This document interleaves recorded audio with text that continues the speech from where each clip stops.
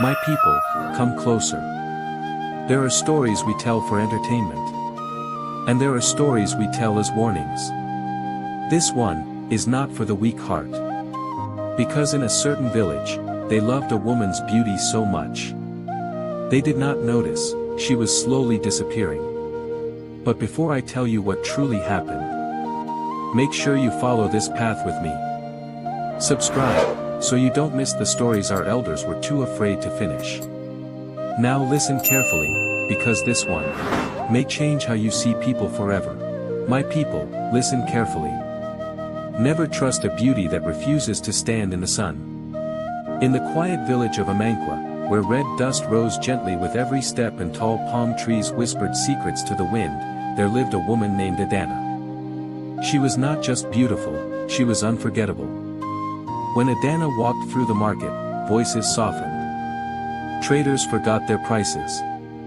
Children stopped playing. Even the stubborn goats paused, as if they too wanted to admire her. Her skin glowed like early morning light. Her smile could calm anger. Her laughter carried like soft music across the stalls. But there was something strange. Adanna never stayed long under the sun. If the sun moved, she moved. If the shade shifted, she followed it. If there was no shade, she created one. People laughed. Ah, she fears heat, they said. But one man did not laugh. Obina. A quiet palm wine tapper who watched more than he spoke. He noticed small things others ignored. The way Adanna stood close to walls. The way she avoided open light. The way her shadow never looked quite right. At first, he said nothing. Because in Amankwa, some truths are dangerous. The night the truth began was too quiet. No crickets. No wind. Even the trees stood still, like they were listening. Obina was returning from the forest, a calabash of fresh palm wine balanced on his shoulder. The moon hung full and bright, pouring silver light across the narrow path. As he passed the nukwa tree, he slowed. Someone was there. Adanna. She stood alone beneath the moonlight, unmoving, her back slightly turned. Obina smiled at first. Even the night cannot hide beauty, he muttered softly. But then, something felt wrong. The moon was strong enough to cast shadows of huts, trees, even the smallest stones. But Adanna had none.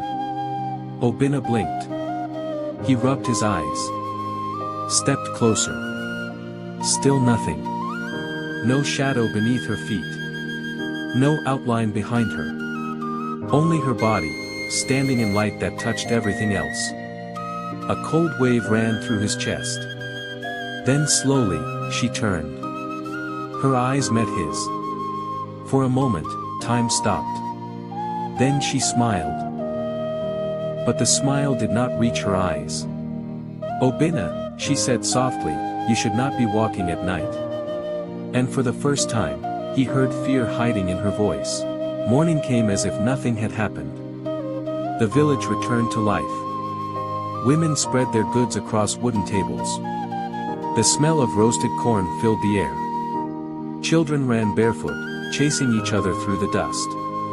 And Adanna was there. Laughing. Greeting people. Smiling as though the night had never touched her. Obina stood at a distance, watching. He waited. As the sun climbed higher, he slowly walked toward her stall. He pretended to examine yams, nodding like a normal buyer. But his eyes were not on the yams. They were on the ground. On her shadow.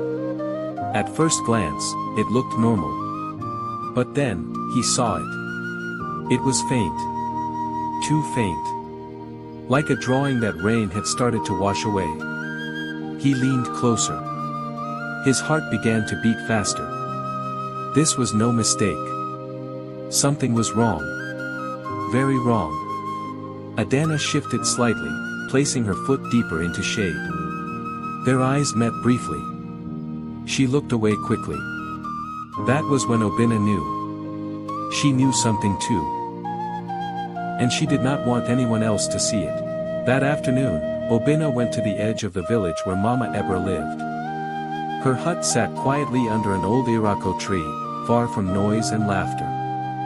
People only went there when something was wrong. Very wrong. Mama Ebra was already waiting. As if she knew he would come. "You have seen something your mouth is afraid to say," she murmured without looking up. Obinna swallowed. He sat slowly. "It is Adanna," he said. Her hands paused over the herbs she was grinding. "Speak carefully," she replied. Obinna took a deep breath. "At night, she has no shadow." Silence filled the hut. Even the fire seemed to shrink. Mama Ebra closed her eyes briefly. "And in the day?" she asked. "It is fading," he said. Slowly, she opened her eyes. "They have found her," she whispered. Obinna felt a chill. "Who?" Mama Ebra looked at him with heavy eyes. "Those who do not belong to the sun." The air inside the hut felt thick. Obinna leaned closer. "What do you mean?" he asked. Mama Ebra's voice dropped lower. "There are spirits," she said, "that walk without form, without shadow. They cannot live like us. They cannot be seen fully." Obinna's chest tightened. "So what do they want with her?" Mama Ebra looked toward the doorway. "They make trades." The word hung heavily between them. "Trades?" Obinna repeated. "They offer what humans desire most," she continued. "Beauty. Power. Attention. Love." Obinna felt uneasy. And in return, Mama Ebra's face hardened. "They take what keeps you human." A silence followed. Then she added softly. "They start with your shadow." Obinna's breath caught. "And when that is gone?" Mama Ebra did not hesitate. "They take your presence. Your soul." Obinna stood up slowly. "Can it be stopped?" he asked. Mama Ebra looked at him long and hard. "Only if the one who made the deal is ready to lose everything she gained." Obinna found Adanna near the river that evening. The sky burned orange, and the water moved gently like it carried secrets. She stood alone, staring into her reflection. "Adanna," he called softly. She did not turn immediately. When she did, her eyes looked tired. Not the kind of tired sleep can fix. The kind that lives deep inside. "You have been watching me," she said quietly. It was not a question. Obinna stepped closer. "You have no shadow at night." She flinched. "You should not say that aloud." "But it is true," he said firmly. Silence stretched between them. The river flowed slowly. "Tell me what is happening," he pleaded. Adanna looked down. For a moment, her beauty faded. What remained was fear.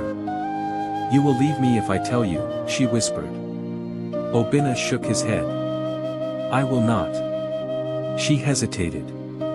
Then finally, "I made a promise," she said. "A promise to who?" Obinna asked. Adanna's lips trembled. "To something that listens when the world is quiet." Obinna felt his skin tighten. "What did you ask for?" Her voice came out in a whisper. "To be seen." Obinna frowned. She looked up at him, her eyes wet. "I was invisible before," she said. "No one noticed me. No one cared if I was there or not." Her voice cracked. "I was tired of being nothing." Obinna's chest softened slightly. "So it gave you beauty?" She nodded slowly. "Yes. And now everyone sees you," he said. A bitter smile touched her lips. "Yes, everyone sees me." He stepped closer. "But not for free." She shook her head. "For every day I am admired, it takes something." Obinna's voice lowered. What does it take? She closed her eyes. My shadow first. A long pause followed. And when it is gone, he asked quietly. She opened her eyes. Terror filled them. I will go with it. Obinna walked away that night with a heavy heart. The village sounds felt distant, like they belonged to another world. Adanna's words echoed inside him. For every day I am admired.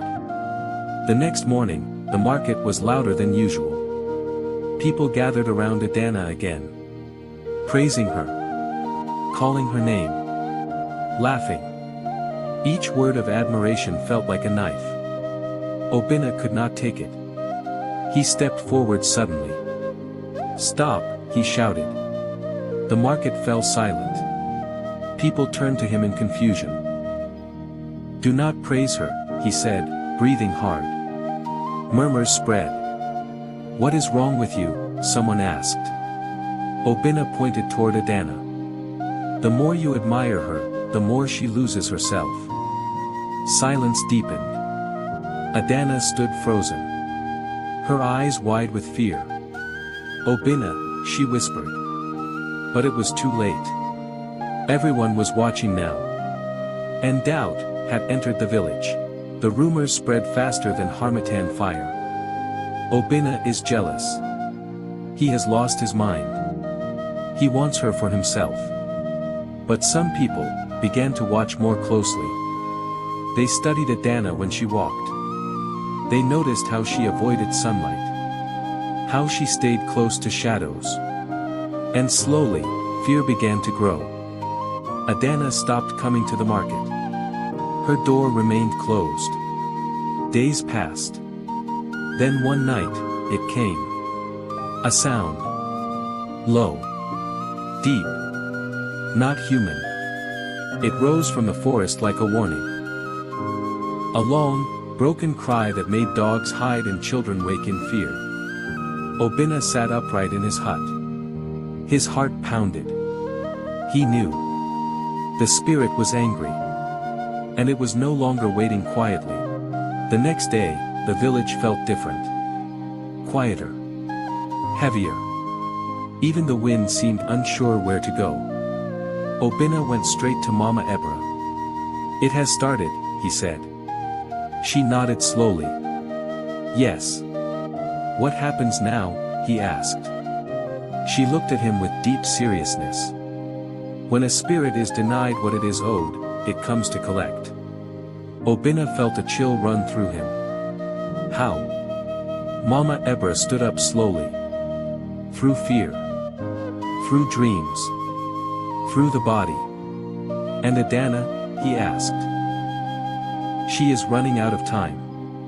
Obinna clenched his fists. There must be another way. Mama Ebra stepped closer. There is one. He looked up quickly. What is it? Her voice dropped. To replace what was taken, something equal must be given. Obinna's breath slowed. Equal, he repeated. She nodded. A shadow, for a shadow. And in that moment, Obinna understood. That night, sleep did not come to Obinna. He lay on his mat, staring into darkness, listening to the silence between sounds. Every small noise felt louder, the rustle of leaves, the distant bark of a dog, the soft cry of the wind. A shadow for a shadow. Mama Ebra's words would not leave him. He stepped outside. The moon had risen again, cold and watchful. He looked down at his feet. His shadow stood firm. Whole. Faithful. He lifted his leg slightly. It followed. Always there. Always his. But Adanna. He clenched his jaw. Somewhere in the village, a soft cry echoed. Not loud. Not sharp. But broken. Like something losing strength. Obinna turned quickly. The sound came from Adanna's hut. Without thinking, he ran. When he reached her door, it was slightly open. Inside, Adanna lay on the floor, shaking. Her body trembled like she was fighting something invisible. "Adanna," he called. Her eyes opened slowly. Dark, deeper than before. "It is coming faster now," she whispered. And as the moonlight touched her feet, Obinna saw it clearly. Her shadow was almost gone. Obinna rushed to her side, his hands unsure where to touch. Adanna's skin felt cold. Not like night air, but like something fading. "You must fight it," he said. She shook her head weakly. "I am trying." Her voice cracked. "But it is stronger now." The room grew strangely quiet. Even the air felt still. Then suddenly, the flame of her oil lamp flickered violently. Once. Twice. Then steadied. Adanna's eyes widened. "He is here," she whispered. Obinna turned sharply. "No one is here." But she grabbed his arm tightly. "You cannot see him," she said, panic rising. "He stands where the shadow should be." Obinna froze. A chill crawled slowly up his spine. The corners of the room felt darker than they should. Then, a voice. Low. Dry. Like wind scraping through bones. "She belongs to me." Obinna's heart slammed against his chest. "Leave her," he shouted. Silence. Then the voice again. "Then give what she owes." The lamp went out. Darkness swallowed the room. When the light returned, it was morning. Obinna was still there, sitting beside Adanna. His eyes were red. He had not moved. Adanna looked weaker. Her breathing slower. Her beauty, still there. But now it felt wrong. Like something shining too brightly before breaking. Obinna stood up suddenly. "I will not let this take you," he said.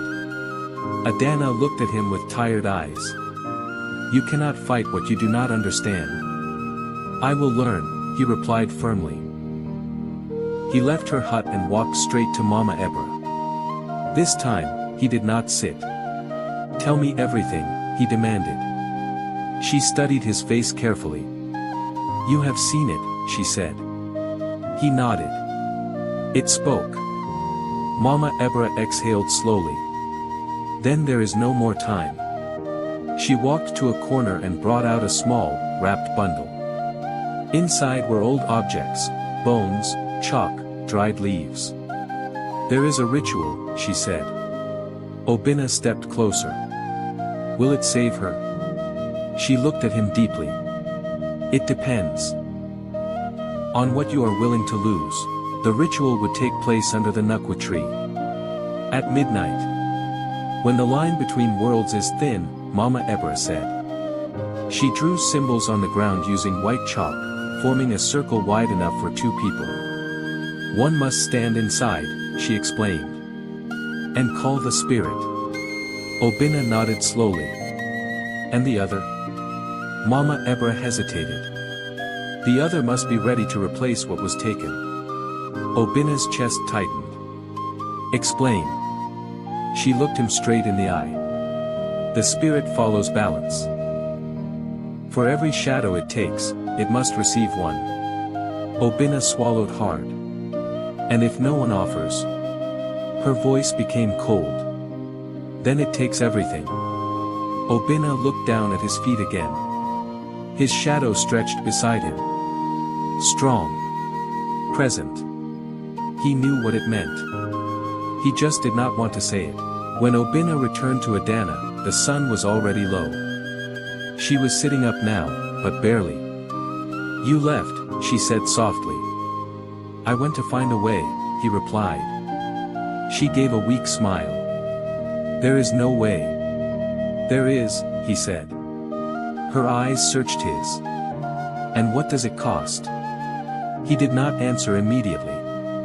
Instead, he sat beside her. "Come with me tonight," he said. She frowned slightly. "Why?" He hesitated. "Because if you stay here, you will not see another morning." Silence filled the room. Adanna looked away. Tears formed in her eyes. "I did not want it to end like this," she whispered. Obinna's voice softened. "Then don't let it." She looked back at him. For the first time, there was hope. But also fear. "Obinna," she said slowly. "If I must lose everything, will you still see me?" He did not hesitate. Yes. The village watched them walk together that night. Whispers followed them like shadows. Where are they going? Something is wrong. But no one dared to stop them. The Nukwa tree stood tall and silent. Older than memory. Waiting. Mama Ebra was already there. The circle had been drawn. The air felt thick. Heavy. Like the ground itself was listening. "Stand inside," she told Adanna. Adanna stepped forward slowly. Her legs trembled. Obinna stood just outside the circle. Watching. Mama Ebra began to chant. Soft at first. Then louder. The wind rose. Leaves shook violently. The night grew colder. Then. The darkness inside the circle deepened. And something moved. It did not appear fully. Not like a person. Not like an animal. It was a shape made of shifting darkness. Twisting. Breathing. Watching. Adanna gasped. "It is here." The voice came again. "Closer now. You have used what was not yours." Adanna's knees weakened. "I am sorry," she whispered. The shape pulsed. "Sorry does not restore balance." Obinna stepped forward. "Take me instead." Silence. The air tightened. The shape turned toward him. "You offer your shadow?" it asked. His heart pounded. "Yes." Adanna screamed. "No." She tried to step out of the circle. But something held her in place. "You cannot," she cried. Obinna did not look at her. "I can." The wind grew stronger. The circle glowed faintly. The spirit shifted closer to Obinna. "Do you understand what you give?" it asked. Obinna nodded slowly. "I do. You will no longer belong fully to this world. I know. You will fade, as she returns." He closed his eyes briefly. "I know." Adanna's voice broke behind him. "Please, don't do this." Tears streamed down her face. "You don't have to save me." Obinna turned slightly. "I do," he said quietly. "Because you are still worth saving." The spirit stretched toward him. "Then step into the circle." Obinna took a breath. And stepped forward. The moment Obinna entered the circle, everything changed. The air collapsed inward. The wind stopped. Silence. Deep and unnatural. The spirit split into two streams of darkness. One moved toward Adanna. The other, toward Obinna. Adanna screamed as something pulled at her feet. A faint shadow began to form again beneath her. At the same time, Obinna gasped. His own shadow flickered. Like a flame about to die. Pain shot through his body. Not physical. But deeper. Like something inside him was being pulled away. He dropped to one knee. Adanna reached out. "Stop this," she cried. But the ritual had begun. And it could not be stopped. The ground beneath them trembled slightly. The spirit's voice filled the air. "Balance must be complete." Adanna's shadow grew darker. Stronger. Alive again. Obinna's faded rapidly. He struggled to breathe. Each breath felt heavier. Each moment slower. Mama Ebra watched closely. Something was wrong. The air shifted again. Unstable. Dangerous. This is not right, she whispered. The spirit pulsed violently. Then suddenly, it spoke again. 2 lives have touched this bargain. The wind returned with force. The circle cracked slightly. If one is taken, the other must choose. Adanna froze. The spirit turned toward her. Choose, it said. Your life, or his. Adanna's chest rose and fell quickly. Tears blurred her vision. No. She whispered. There must be another way. There is no other way. Obinna struggled to lift his head. Adanna, he said weakly. She rushed toward him but could not cross the circle's edge. Don't speak, she cried. He smiled faintly. The same calm, quiet smile he always had. This is what I chose, he said. Her heart shattered. I didn't ask you to, she screamed. Adanna dropped to her knees. Her hands shook as she pressed them against the invisible force holding her back. I will not choose, she cried. The wind slammed harder. The trees bent. The spirit's voice deepened. Then both will be taken. Obinna coughed, his body weakening. Listen to me, he whispered. She shook her head violently. No. Don't say it. But he continued. You wanted to be seen. Her tears fell faster. And now I see you. Her voice broke. I don't want to be seen like this. Obinna's fading eyes softened.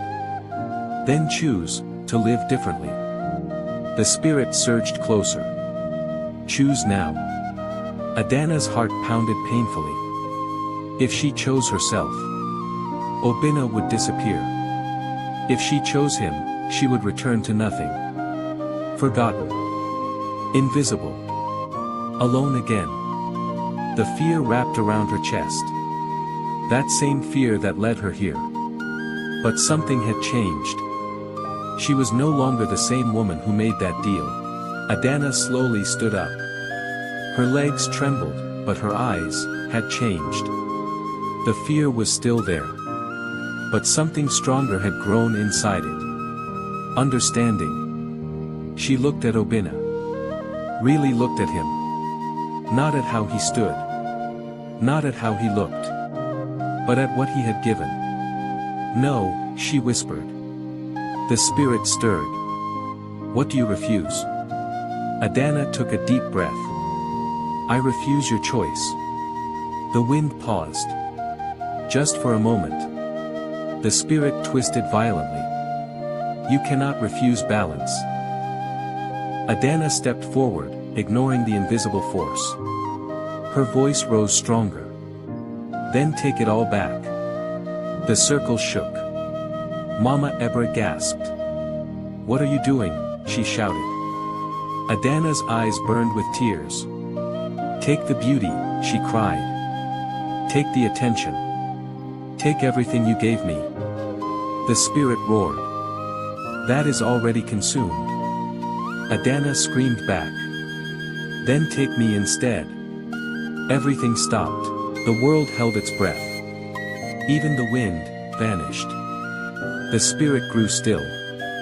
For the first time, it did not move. It did not speak. It watched. Adanna stood tall now. No longer trembling. No longer begging. I was afraid of being nothing, she said, her voice steady. But I was wrong. Her tears fell quietly. Being nothing is better than becoming something that is not real. Obinna looked up weakly. His fading eyes filled with something new. Peace. The spirit slowly shifted. Morning came gently. Soft light spread across Amankwa. The village gathered slowly under the Nukwa tree. No one spoke at first. They simply watched. Adanna stood quietly among them. But now, she looked different. Her beauty was still there, but softer. Quieter. Real. Not something that demanded attention. Something that felt human. Obinna stood beside her. Alive. Whole. But changed too. He looked at her, not with awe, but with understanding.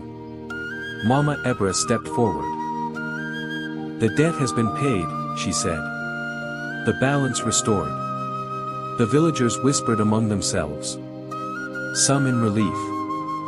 Some in confusion. Adanna lowered her eyes. "I wanted to be seen," she said softly. "But I almost lost myself trying." She looked up again. "And I almost lost the one person who truly saw me." Silence followed. Then slowly, life returned. But something in Amankwa had changed forever. Because now they understood. Not everything that shines is a blessing. And sometimes, the price of being seen is losing who you truly are. Tell me, my people, if you were given a chance to become everything you ever wanted, but it would slowly take your soul, would you still accept it?